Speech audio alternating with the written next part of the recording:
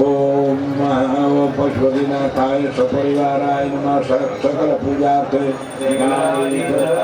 परमंडमालं प्रियं शंकरं सर्वनाथं भजामि सामानि जनिरे छंदा कुशिलनिरे कुसुमाजलुसमाभराय चन्द्रमा मनसो जात चक्रो सूर्यो अजायत तस्मिन् नमस्भुवनानि विश्वाजो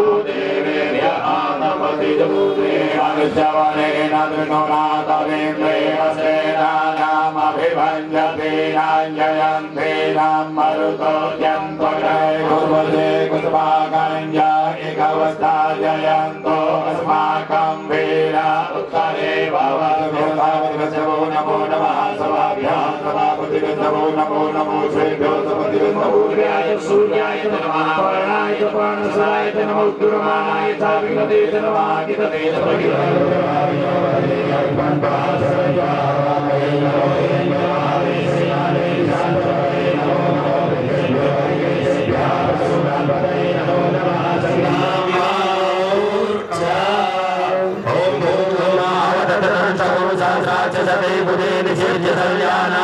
शिवो न सुमना भवान सायुधाय नाथाय विष्णवे उपाभ्याम जनाना सर्वविजय सर्वं सुमना असत्ता अधर्मो सर्वविवक्ता प्रथमो दैवो विकारायं सर्वाञ्जं भय सर्वासजान्वानो भवानीने पुषानापतये नमो नमो भवृषाय व्याधिने नानापतये नमो नमो भवसेत्ये जगतां पतये नमो नमो रुद्राय ततायिने चेत्रापतये नमो नमः सूताय हन्ते वनानां पतये नमो नमो रोषाय च नमः श्रवाय च प्रतिश्रवाय च नमः आसुकेनाय च सुरताय च नमः सूराय च वेदिने च नमो बिल्मिने च कवचिने च नमो वर्मिणे च वरुधिने च नमः श्रुताय च श्रुतसेनाय च नमो दन्तभ्याय च अरण्याय च नमो दृषवे च प्रमशाय च नमो निगङ्गिने च गुदिमते च नमः तीक्ष्णे खवे च आयुधिने च नमः स्वायुधाय च सर्वतनुकमीढस्तो कायतनयाय मृणाभि ऋषभशिवतमशिवो नः सुमना भव परमे वृक्षायुधन्निधाय कृतिम्बसान आचरपिनाकं विपदागहि विकिद्रविलोहित नमस्ते अस्तु भगवः जास्ते सहस्रगुं हेतयो नमस्वन्निव पन्तुधाः सहस्राणि सहस्रशो बाहुस्तव हेतया तासामि शानो भगवः पराचीना मुखिन्ने गुभिर्जन्ति पात्रे गुभिवतो जनान्नाते घागुं सहस्रयोजने वदन्वानि तन्मसि जयेतावन्तस भूयागुं सहस्रशो रुद्राभितस्रेते घागुं सहस्रयोजने वदन्वानि तन्मसि नमोस्तुभ्यो जयति विजय काम्बरिकविकवः तेभ्यो दश प्राचीर दश दक्षिणा दश प्रतीचीर दशोर्ध्वाः तेभ्यो नमो अस्तु तेनो वन्तु तेनो मृणयन्तु ते जन्दिमोजसनो द्वेषितमेघाञ्जं वेदन्मानमस्तुद्रेभ्यो जन्तरिचे जे गाम्बातैकवः तेभ्यो दश प्राचीर दश दक्षिणा दश प्रतीचीर दशोर्ध्वाः तेभ्यो नमो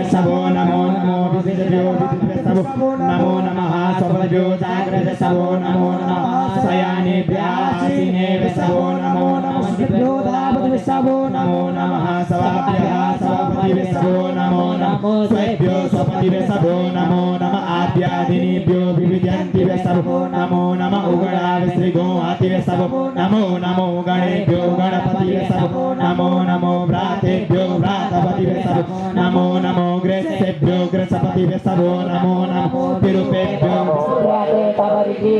नमो प्रेताय तमिरे नमो ग्राय प्रथमाय नमः आसवेताजीराय नमः शीघ्राय शीघ्राय नमो उर्वाय सुदान्वने नमः सुत्याय पथ्याय नमः कात्याय नित्याय नमः कुल्याय सरस्याय नमो नागेयाय वैशंकाय नमः कुत्याय वट्याय नमः शीघ्राय तप्याय नमो मेघ्राय विद्याय नमः वर्त्याय नमो भात्याय ऋग्याय नमः वास्तव्याय वासुभाय नमः सोमाय रुद्राय नमः सांद्राय गुणाय नमः सांगवे वैरेभ्याय वर्त्याय नमः वर्ज्याय गोष्ठ्याय नमः साल्प्याय रेज्याय नमो निर्ज्याय निर्ज्याय नमः कात्याय गौवरे स्थाने विसंग्रामे अस्मिन् नानातुरं ध्याते रुद्र शिवा तनुः शिवा विसर्जयोदने वदन्वानि नमः श्रीकृष्णे गोविन्द शिवा भवतु जगन्नाथे भानुशास्त्रयोजने भगवान् कनवति जय पावक सबूयाम सततिसोदिरामितस्मे तेगानुशास्त्रयोजने भगवान् कनवति नमो सूर्येभ्यो देवीचे ब्रह्मणे कलिकातेभ्यो सताचे दशचिरादशपति चे दशोदि चे दशोभा नमस्ते रुद्रवान् नमो नमो नमः सामानायनिभ्यादिनाभ्यादिनीनापतये नमो नमो निगन्धिरे खगुमाय सेनानापतये नमो नमो निशेरवे परिचराय रम्यानापतये नमो नमो वंशते परिवंशते स्थायूनापतये नमो नमो निगन्धिरै बुद्धिमते स्वराणापतये नमो नमः श्रीकायभ्यो जीवाकुशभ्यो कुशनापतये नमो नमः शिवभ्यो नक्ताचार्यभ्यो विज्ञानापतये भगवानेभ्यो दशप्राचीर दशक्षिणा दशपति चीर दशोदि चीर दशोद्वाहाभ्यो नमो अस्तुते नो वस्तुते नमो नयन्तुते जन्तिको दशनो द्वैशिलमे काञ्चमे दत्ता नमो सूर्येभ्यो निर्दलिते चेतां पादयि भगवानेभ्यो दशप्राचीर दशक्षिणा ओम व्योमकेशाय नमः ओम श्रेणाय नमः ओम चारुविघ्नं विक्रमाय नमः ओम रुद्राय नमः ओम भूतपतये नमः ओम ठाणवे नमः ओम ऐर्गुण्याय नमः ओम दिगंबराय नमः ओम अष्टमूर्तये नमः ओम अनेकात्मने नमः ओम शात्रिकाय नमः नाट्ये राष्ट्रप्रचालनार्थे दलं समर्पयामि करोद्वर्तनार्थे स्पन्दनं श्रेन्तं श्रीपरिगेन्द्रं सुच्चेन्द्रं त्रिपुरं श्रीचारूरायैव प्रेमदे किं प्रोद्वदति किं स्वाहा ॐ फलं मया देवास्थापितं पुनर्तेन मे कपाते भवे जन्मनि जन्मनि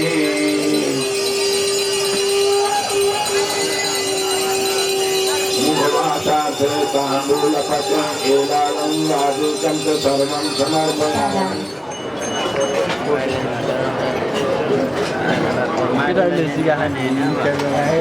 समाधानी भक्तजनहरू भगवान पशुपतिनाथको कृपाले संख्यामा अनुशासित भएर अनुष्ठान गर्नु यो आफै आफ्मा महत्त्वपूर्ण छ उदाहरणीय छ यहाँहरू सबले राम्रो संयमको साथमा अनुष्ठानमा लागिरहनु भएको हुनाले यहाँहरू सबलाई धेरै धेरै बधाई शुभकामना धन्यवाद श्री पशुपतिनाथ भगवान को नेपाल जननी को वैदिक सनातन धर्म को शालिग्राम क्षेत्र को ऐसा अशुभ बोलकर अपने सर्वनाश को आमंत्रण न तो भाता दक्ष। तुमने यज्ञ भूमि में जो अनर्थ कर डाला उसका तुम्हें खरीद भी तो खड़ी है। अब क्या क्या करना है? परमपिता, हम यहाँ आए दक्ष यज्ञ के निमंत्रण हेतु। दक्ष यज्ञ? कैसा दक्ष यज्ञ? परमपिता, आपने अपना वो यज्ञ हमसे बलपूर्वक पूर्ण करवाया, उससे हम संतुष्ट नहीं है। इस कारण हमने निश्चय किया है कि दक्ष भूमि कंथल में एक महान यज्ञ का आयोजन किया जाए।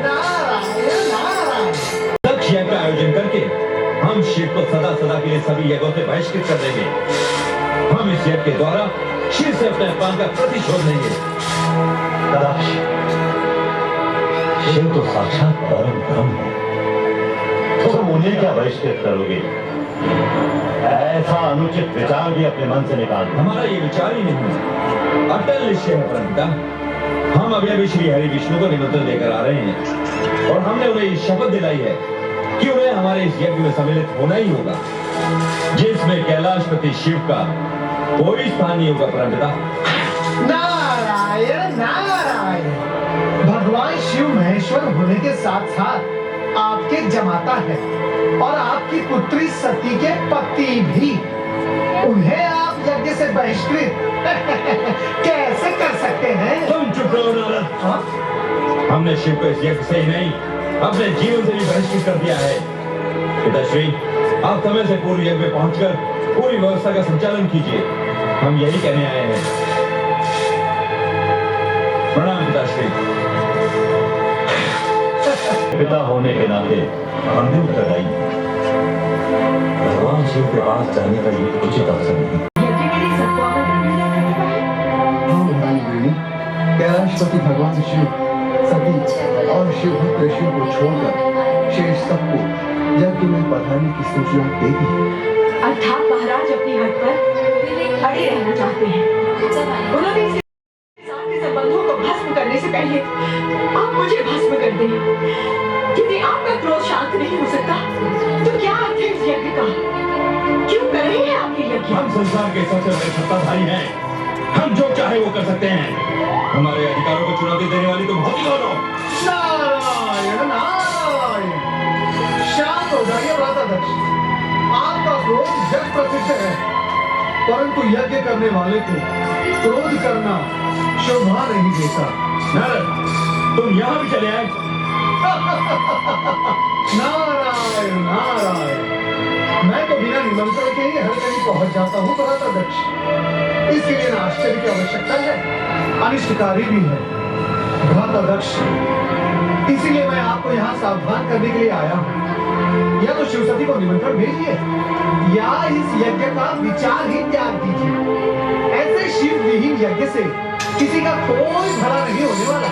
ये यज्ञ होगा और शिव सती के बिना होगा। ये हमारा निश्चय है और हम अपने अटल निश्चय को कदापि नहीं बदलेंगे। नारद जी की बात मान लीजिए, शिव सती को आमंत्रण भेज दीजिए स्वामी। अभी भी देर नहीं हुई है। यदि आपको शिव जी के पास कैलाश जाना स्वीकार नहीं है तो मैं चला जाऊंगा आपका भाई होने के नाते। भावज वीरणी की बात मान लीजिए भ्राता। एक तो तुम बिना बुलाए हमारा क्रोध जगाने यहाँ चले आए हो, दूसरे यज्ञ में हस्तक्षेप करने का साहस कर रहे हो। हम कहते हैं चले जाओ, चले जाओ। आप ये क्या कर रहे हैं स्वामी? देवर्षि नारद आपके भ्राता होने के साथ साथ सबके पूज्य भी हैं। नारायण नारायण नारायण नारायण। तुम्हें आंखों में आंसू? तुम्हें किसी ने कुछ कहा? तुम्हारा स्वास्थ्य ठीक है ना? इतनी बड़ी बात हो गई और आपने मुझसे छिपाई, मुझसे अपनी अर्धांगिनी से। किंतु यदि मैं न बताता तो मुझे ये ज्ञात ही न होता कि मेरे पिताश्री ने उसी पर इतना विश्वमन कर डाला जिसने सृष्टि के हित को ध्यान में रखकर विष को अमृत समझकर निकालने का फल क्या हो सकता है? विचार दो सारी कड़वी बातें जैसे मैंने विचार दी। कड़वाहटों के स्मरण से मन मस्तिष्क दूषित हो जाते हैं। तुम्हारा सदा प्रसन्न रहना ही उचित है। सती, भगवान शिव शंकर को चंद्र का प्रणाम। अरे सती, तुम यहीं खड़ी हो? हम तो तुम्हें साथ ले जाने हेतु आए थे। शिव में समाहित नटराज और आदि नृत्यकार मैं ओंकार हूँ। विश्वलोक में श्री हरि विष्णु के मुख से शिव महिमा सुनकर लक्ष्मी प्रभावित हुई। उधर प्रयाग में ब्रह्मा जी द्वारा आयोजित यज्ञ में भगवान शिव के साथ सभी देवी देवता एवं समस्त ऋषिगण पधारे हुए थे। यज्ञ में ब्रह्मा के मानस पुत्र दक्ष भी पधारे। दक्ष के सम्मान में जमाता शिव जब नहीं खड़े हुए तो दक्ष क्रोधित हो गए और उनका अपमान करने लगे। तो नंदी ने दक्ष को प्रताड़ित किया। शिव ने उसे रोका। अपमानित दक्ष ने एक अन्य यज्ञ का आयोजन किया जिसमें शिव सती को आमंत्रित नहीं किया। इस विषय को लेकर ब्रह्मा, नारद, विष्णु, लक्ष्मी सभी चिंतित थे। नारद और वीरणी ने दक्ष को समझाने का प्रयत्न किया पर वो दोनों पर क्रोधित हो गए। यज्ञ में सम्मिलित होने हेतु तू पुनः सदाशिव से विचार विमर्श क्यों नहीं करेगी? उनका उत्तर संभवतः तुम्हारी दुविधा का हल मिटा देगा।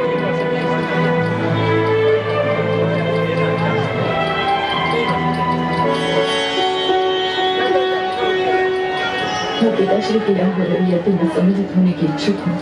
मैंने तुम्हें प्रथम भी कहा है, बिना निमंत्रण किसी से जाने का निश्चय कर ही लिया है, तो जैसी तुम्हारी इच्छा है। पुत्र नंदी। जी प्रभु। अपनी स्वामिनी की इच्छा पूर्ति हेतु शिवगणों को साथ लेकर इनके साथ दक्ष यज्ञ में जाओ। जैसी आज्ञा प्रभु।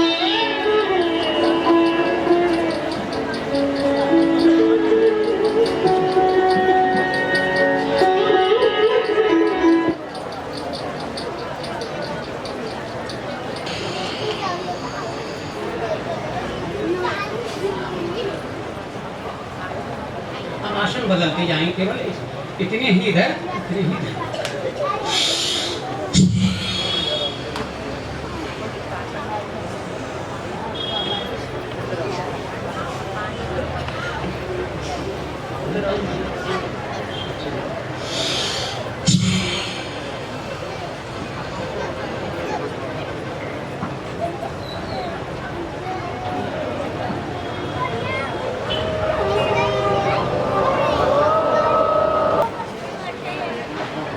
आजकल क्या हो गया है कि रबड़ की नेकी आती है इतनी बड़ी छोटी सी, और उससे जो है लोग नाक में डाल के मुँह से करते हैं, तो उससे कोई लाभ नहीं होता।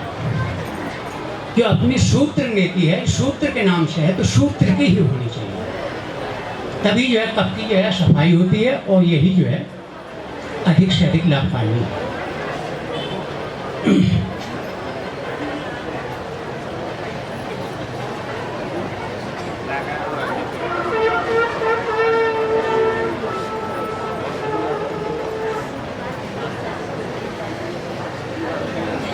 ये अपने लोग ही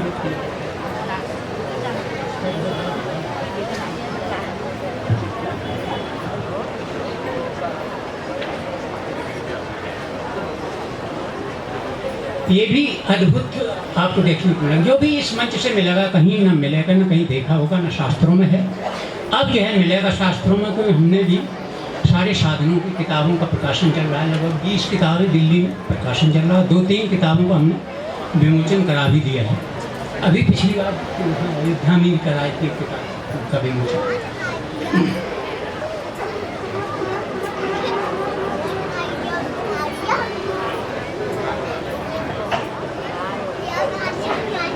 तो देखिए, ये भी कई भेद हैं। ये हमारी खुद की खोज है, सब में डेवलपमेंट किया, सब में जो है आगे बढ़ाया। तो सूत के प्रांत को इसको पानी में भिगो के रखते हैं, और दाएं नासापुट में अगर डालते हैं इसके प्रांत को छोड़, और जो है प्राणायाम के द्वारा इसको अंदर खींचते हैं। तो जो आजकल रबड़ की नेकी होती है, वो केवल धुनी सी होती है, नाक में डाल के मुँह से कर देती है, तो ये सरल होती है, ये तो सब कर लेते हैं। परंतु ये नाक की नाक से, और ये तरह तरह की आपको यहाँ देखने को मिलेगा।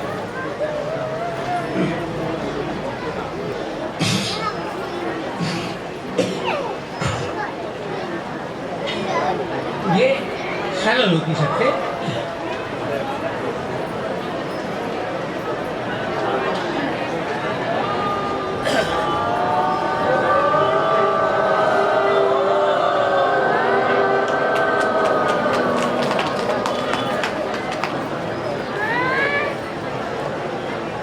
अब ये नाक की मुंह से हो गई। इसी प्रकार इधर भी कर लेते हैं, परंतु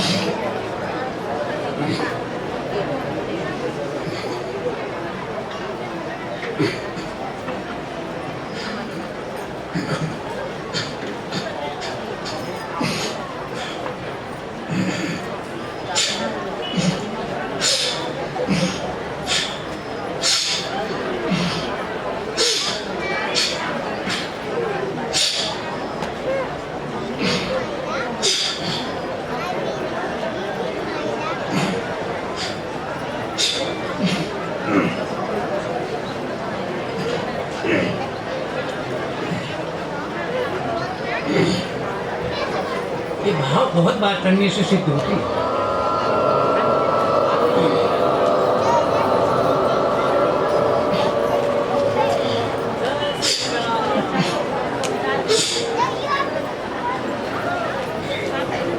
ये नाक की नाक से होती है, ये बहुत कठिन। सतदेव भगवान को।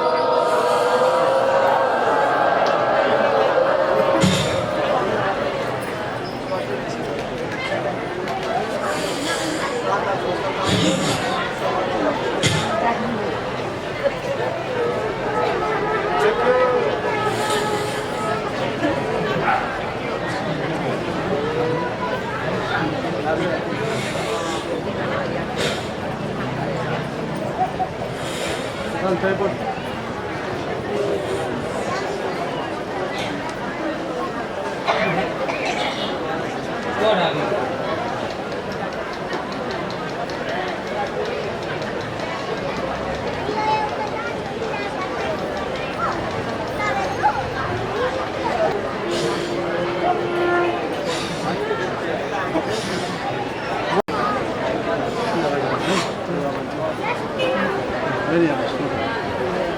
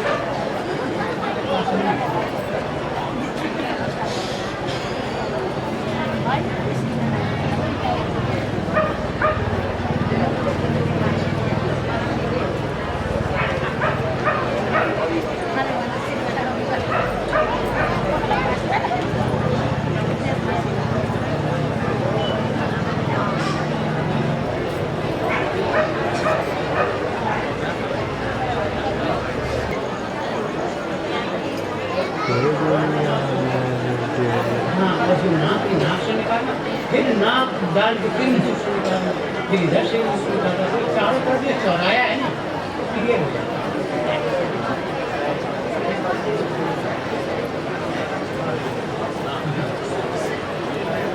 हाँ, वही तो बहुत प्राणायाम करने से ये सब चीज़।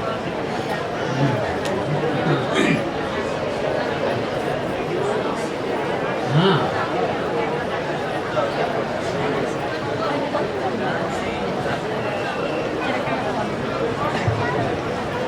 कान से गुब्बारा खुला देते हैं, कान से गुब्बारे को खुला देते हैं, तो हमारे जो स्रोत हैं, हाँ ये सब स्रोत हैं, आँखों से भी आंसू आते हैं, किसी ज़्यादा गया हमारे को प्रेशर करता है, तो बहुत से धुआं भी निकाल देते हैं।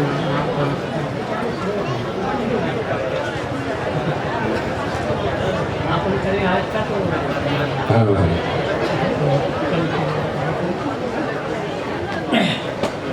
3 बार उनका याद करके समापन कर देते हैं।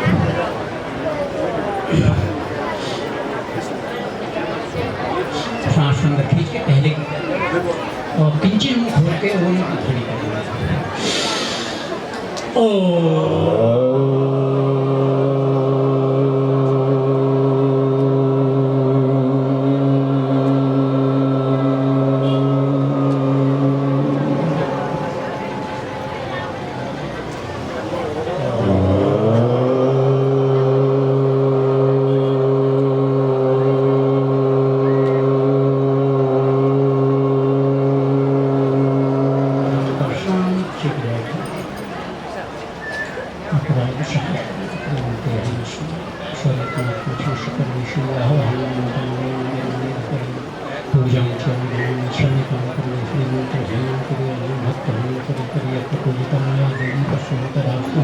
अपराध सकल कृत्वा जब जन्मे चौथते देती आम गति संगत्वात्मा कांडो भाषा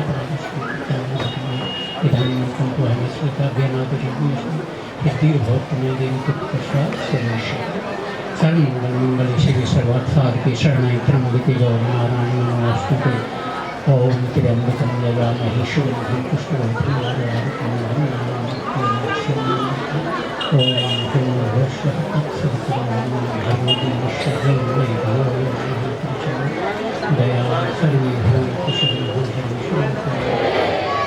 तो आम्ही गणपतीवर हर एक दिन 20 मिनट जाती ते महाराज जी वाटर जी महाराज मंच पर विराजमान योगीराज श्री स्वामी जी महाराज अभी जिनकी मंगलमयी वाणी से हम सभी धन्य हो रहे थे, ऐसे विद्वद वरेण्य आचार्य चरण सुंदर ढंग से संपन्न करा रहे नेपाल देश और भारत से आए हुए बड़े बड़े विशिष्ट विद्वद्जन भगवत कथा अनुरागी सज्जनों श्रद्धामयी देवियों, जैसा कि आप सभी जान रहे हैं यह अतिरुद्र श्रावण मास में कृष्ण पक्ष में भगवान शिव की हम सभी वंदना कर रहे हैं अतिरुद्र महायज्ञ के माध्यम से। अनुसार अतिरुद्र महायज्ञ संपन्न हो रहा है और यह सामान्य यज्ञ नहीं है। बिना भगवत कृपा के जीव कोई यज्ञ संपन्न नहीं कर सकता।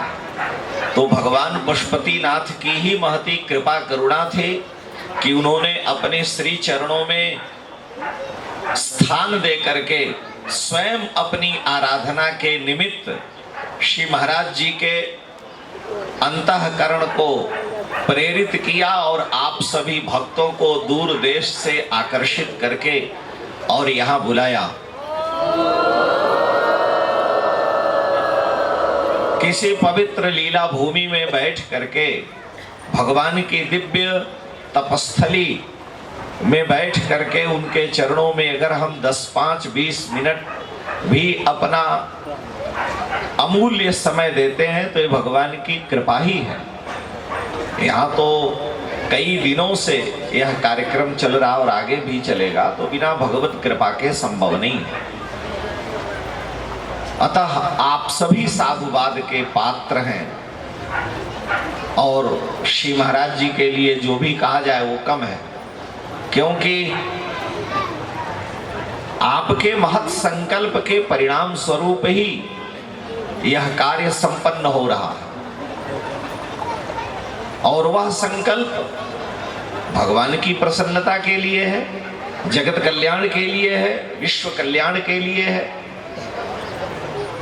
तो इससे बड़ा और मांगलिक कार्य क्या हो सकता है। लेकिन श्री महाराज जी के शब्दों में, आचार्य जी के शब्दों में जो कुछ हम लोग पा रहे हैं उसका एकमात्र रहस्य है और उसका सार है कि जीव जिस किसी भी प्रकार से हो सके भगवत प्रपन्न हो, साथ ही अपनी संस्कृति, अपनी सभ्यता और अपनी मातृभूमि के प्रति उसमें अनुराग हो। हम अपनी संस्कृति को समझें, अपने वैदिक सनातन धर्म को जानें।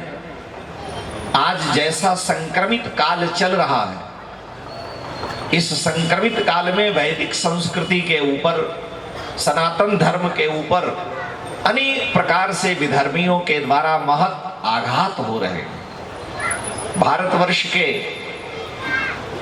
प्रधानमंत्री रहे, जिनका शरीर अब नहीं रहा, स्वर्गीय अटल बिहारी वाजपेयी, उन्होंने भारतीय संसद में, इतने बड़े देश का प्रधानमंत्री भारतीय संसद में अपने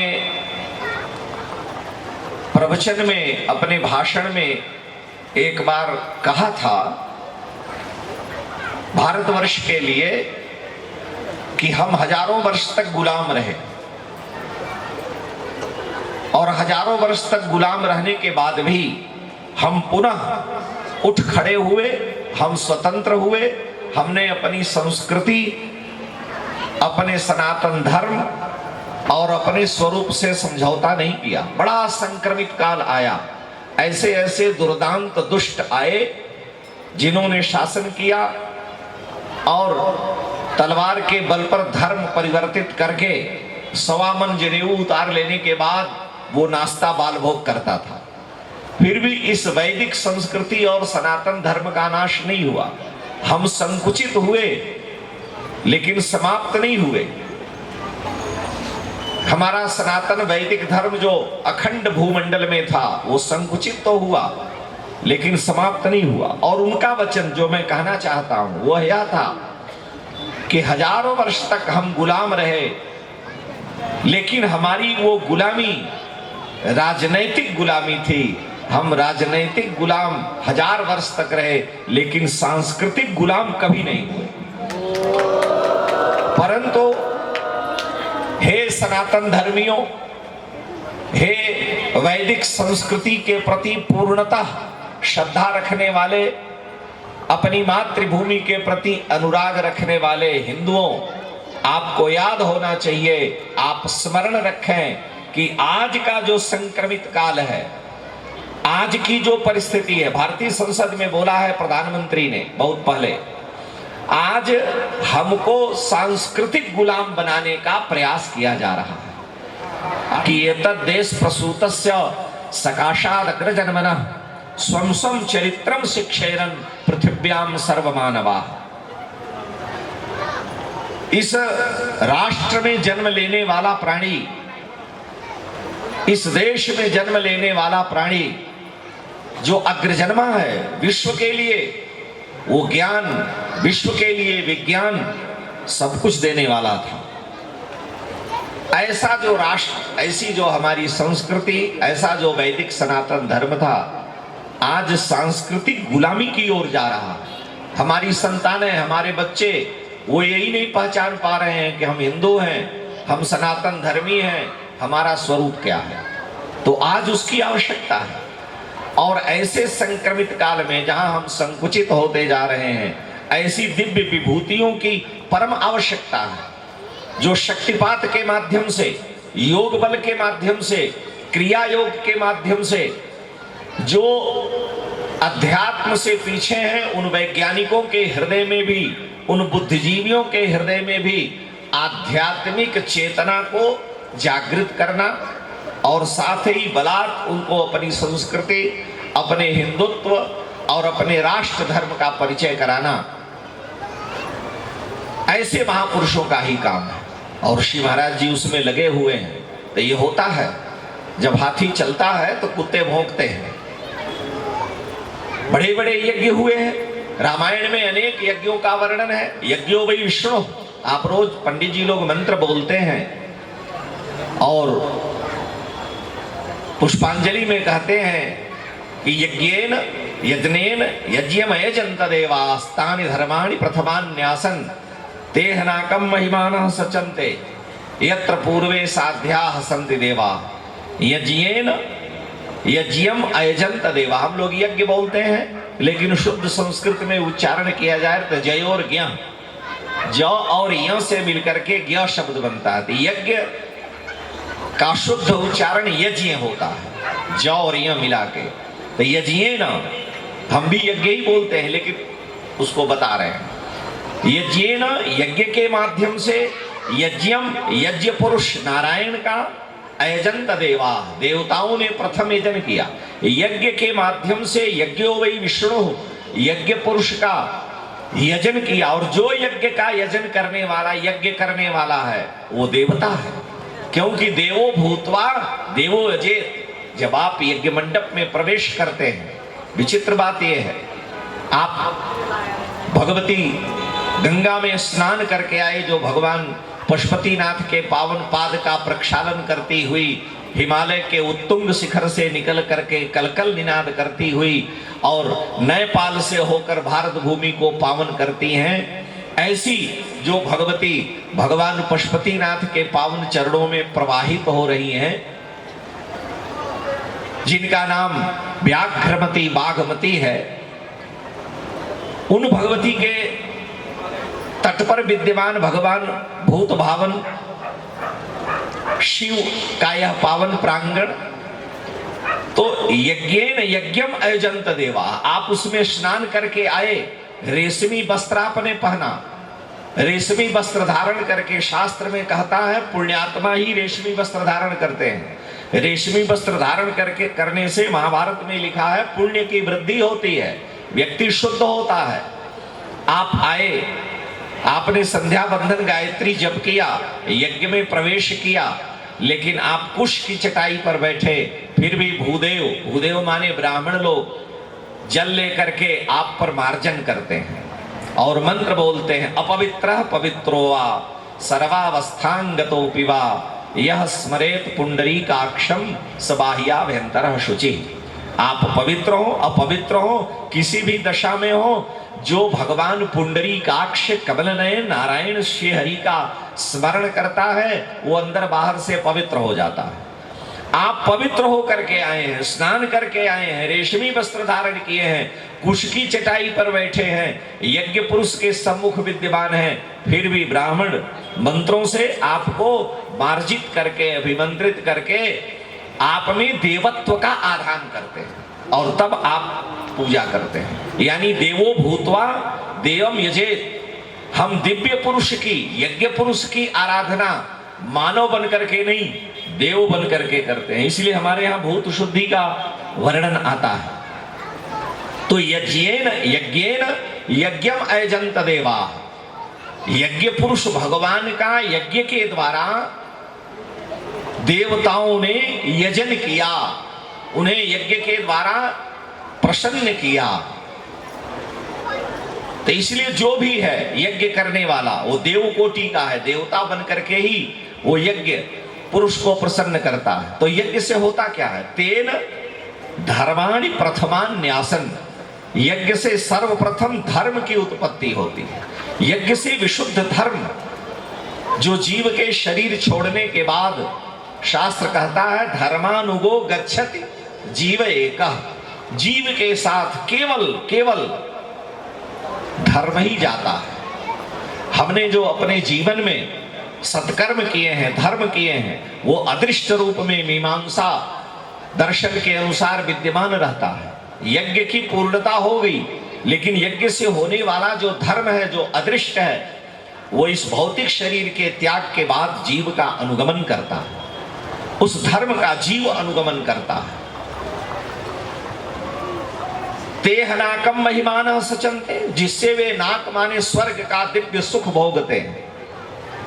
बड़े बड़े महापुरुष यत्र साध्या संत देवा, बड़े बड़े सिद्धों ने, श्रेष्ठ पुरुषों ने उसी यज्ञ के द्वारा यज्ञ पुरुष को प्रसन्न किया। तो आप महद सौभाग्यशाली हैं कि देवता बनकर के देव पुरुष भगवान का यजन कर रहे हैं, भगवान का नित्य पूजन हो रहा है। ये राष्ट्र धर्म के लिए, ये वैदिक सनातन धर्म के लिए, ये हिंदुत्व के लिए परम आवश्यक है। हम जाने कि हमारी संस्कृति क्या है, हमारा धर्म क्या है। बादशाह सिकंदर, आपने नाम सुना होगा, हम तो भारतीय परंपरा में बोल रहे हैं। पूरे विश्व को अपने अधिकार में करने की कामना करने वाला एक शासक था जिसका नाम था सिकंदर बादशाह। जब वो हिंद की ओर चला, भारत नेपाल उस समय एक रूप में अखंड थे, कंधार तक उस समय हिंदुत्व का प्रभाव था जो आज विखंडित हो गया है।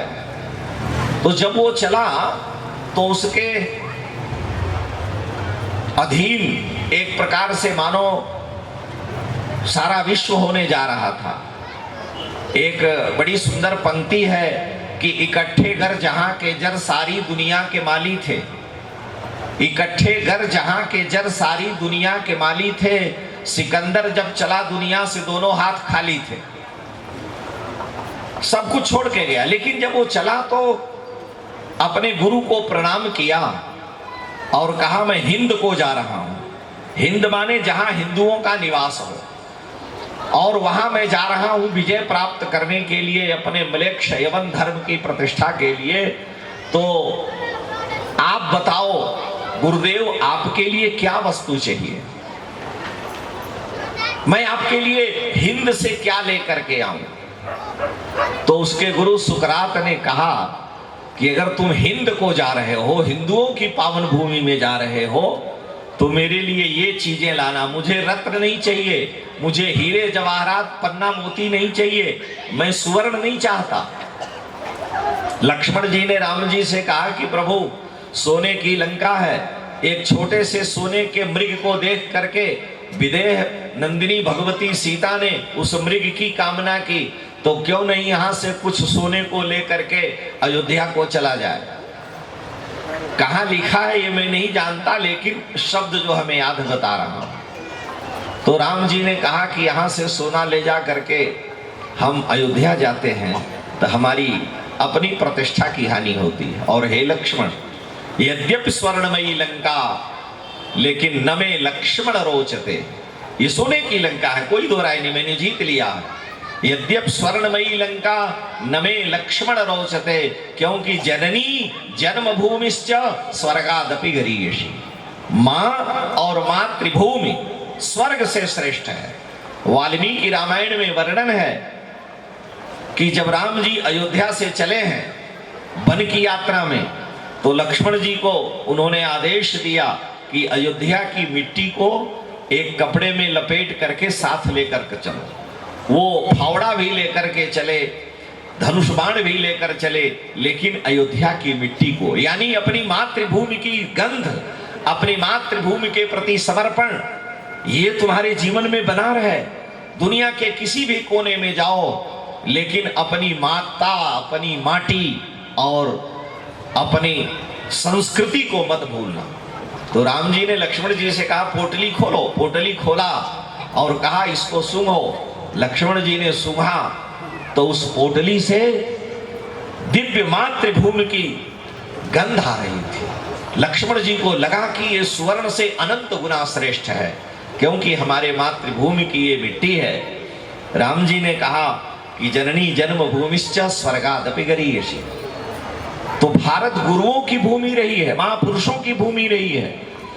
हमारा राष्ट्र धर्म, ये हमारा हिंदुत्व, हमारा हिंद, ये पूरे दुनिया को शिक्षा देता रहा। तो जब सुकरात चला जब सिकंदर चला तो सुकरात ने उससे कहा, देखो अगर तुम हिंद को जा रहे हो, हिंदुओं की भूमि को जीतने जा रहे हो, हिंद पर आक्रमण करने जा रहे हो, तो मेरे लिए बाहरी कोई पदार्थ नहीं चाहिए, मुझे जो चाहिए वो तुम ले करके आना, और वह यह है। उसने कहा सुकरात ने राजन, सिकंदर को कहा सुकरात ने राजन, यदि तुम हिंद को जाना तो हमारे वास्ते भारत से एक ज्ञानी गुरु लाना। हिंद गुरुओं की भूमि है, इसलिए हमारे लिए एक ज्ञानी गुरु लाना। हमारे वास्ते लाना कमल बेली अमल गीता, हमारे वास्ते लाना कमल बेली अमल गीता, नृपति तुम भूल मत जाना कहानी राम और सीता। हे राजन, ये हिंद की, हिंदुओं की जो संस्कृति है उसे भूलना नहीं। हमारे वास्ते लाना कमल बेली अमल गीता, नृपति तुम भूल मत जाना कहानी राम और सीता। किताबों भागवत लाना, वो कहता है किताबों भागवत लाना, जो भारत देश की थाती, जो हिंदू राष्ट्र की थाती। किताबों भागवत लाना जो हिंदू राष्ट्र की थाती, जिसे पढ़ के कन्हैया की छवि आंखों में छा जाती।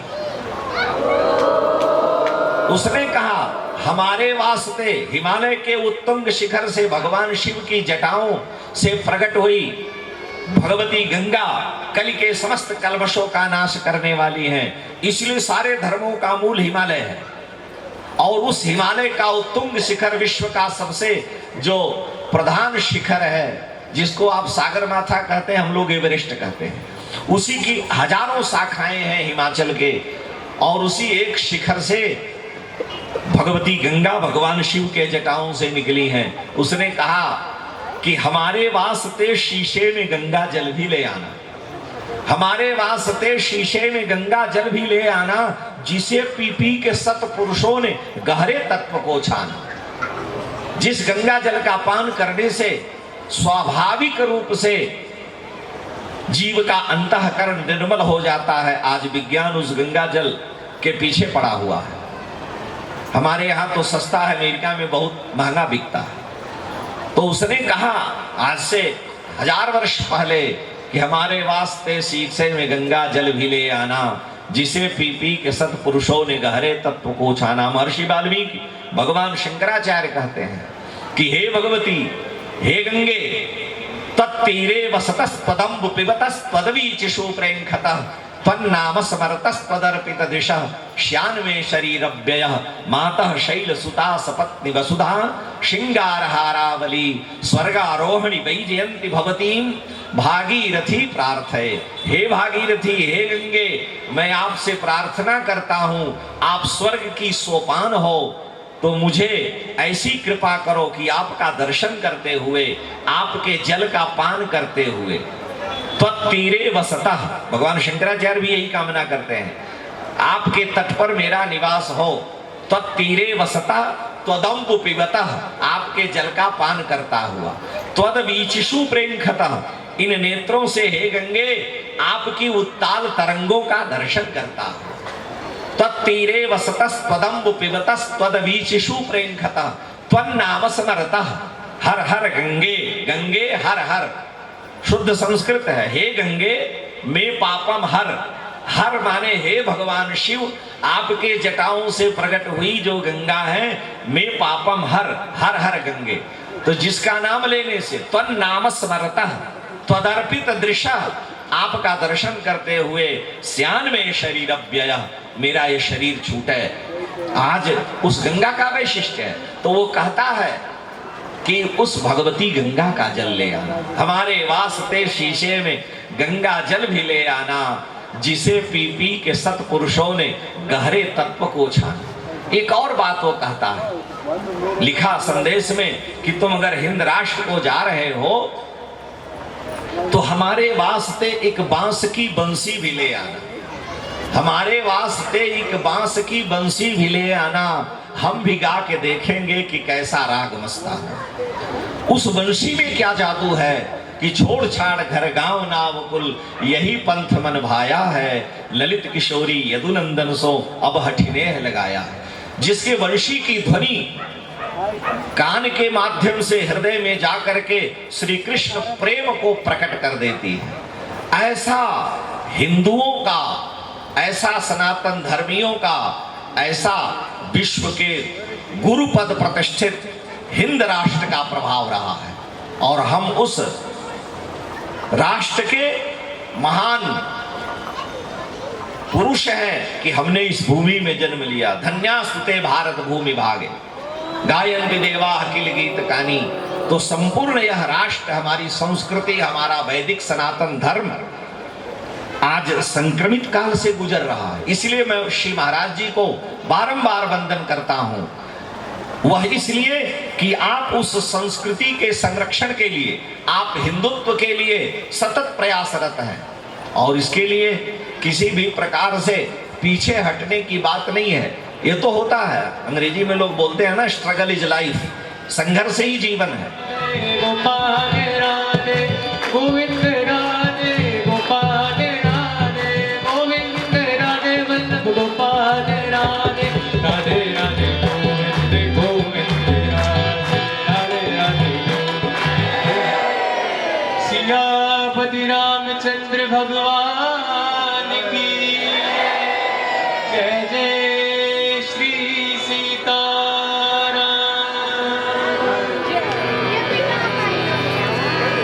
उपस्थित सबै समादरणीय भक्तजनहरू, भगवान पशुपतिनाथको जुन अरविन्दमा भइरहेको यो अभिषेकात्मक अतिरुद्री महायज्ञको आज 5वां दिन परम पूजनीय वन्दनीय प्रातस्मरण श्री जगद्गुरु रामानन्दाचार्य पद प्रतिष्ठित महाराज श्रीको मुखारविन्दबाट हजुरहरूले सुमधुर अत्यन्त तात्विक तत्त्व श्रवण गर्नुभयो।